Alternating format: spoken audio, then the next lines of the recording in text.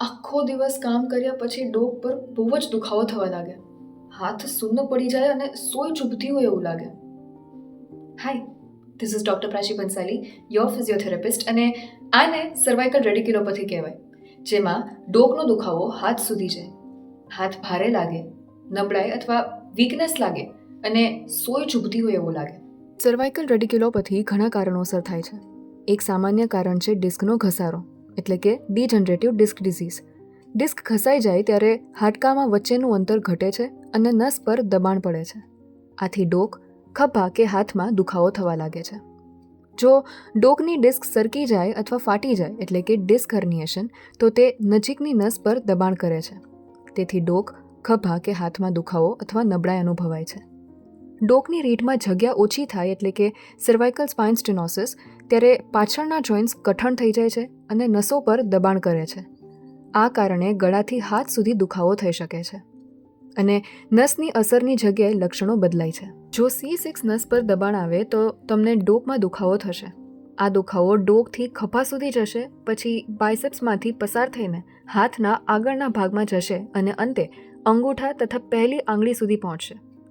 જો C7 નસ પર દબાણ આવે તો લક્ષણો ડોકથી શરૂ થશે, ખભાથી પીઠ તરફ જશે, પછી હાથના પાછળના ભાગમાંથી નીચે ઉતરીને હાથના મધ્ય ભાગમાં જશે અને અંતે વચ્ચેની આંગળી સુધી પહોંચશે.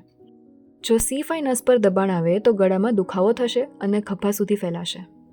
And physiotherapy just does not treat pain. It treats the cause of nerve compression. Pain relief modalities like heat therapy, cold therapy, TENS or IFT and ultrasound therapy, જેનો પર્પઝ છે દુખાવો ઓછો કરવો, મસલ્સમાં થતો ખેંચાણ ઘટાડવો અને લોહીનું સર્ક્યુલેશન સુધારવું. દેન સર્વાઇકલ ટ્રેક્શન ઇફ ઇન્ડિકેટેડ, જેનાથી ડોક પર હળવું ખેંચાણ આપવાથી હાડકામાં વચ્ચે જગ્યા બને છે અને દબાયેલ નસ પર દબાવ ઓછો થાય છે. પોસ્ચર કરેક્શન, ખરાબ પોસ્ચર હોવું ગરદનના સ્નાયુઓ અને નસોમાં દબાણનું મુખ્ય કારણ બને છે. બેઠકની યોગ્ય પોઝિશન, લેપટોપ અને મોબાઈલ કેવી રીતે રાખવું, સૂવાનો ખ્યાલ અને કામની જગ્યા યોગ્ય બનાવવી, આ બધું જ ગરદન માટે ખૂબ જ જરૂરી છે. જેનું રિઝલ્ટ આવશે ગરદન પર ઓછો દબાણ, ફરી સમસ્યા થતાં અટકાવે અને સ્પાઇનની તંદુરસ્તી લાંબા સમય સુધી જળવાય. These are gentle neck stretches.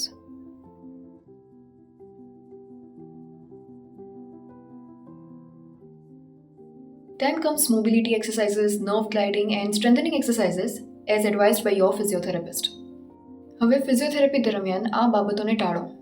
ડોકમાં suddenly jerk આવવો, ડોકને સહારો આપ્યા વિના સૂવું, લાંબા સમય સુધી ફોન પર બેસી રહેવું, ભારે વસ્તુ ઉઠાવવી અને દુખાવાને અવગણવું. Therefore, early diagnosis plus physiotherapy means faster recovery. દુખાવો લાંબો સમય ચાલે ત્યાં સુધી રાહ ન જુઓ. Save this post and share this with someone who has neck pain. Thank you.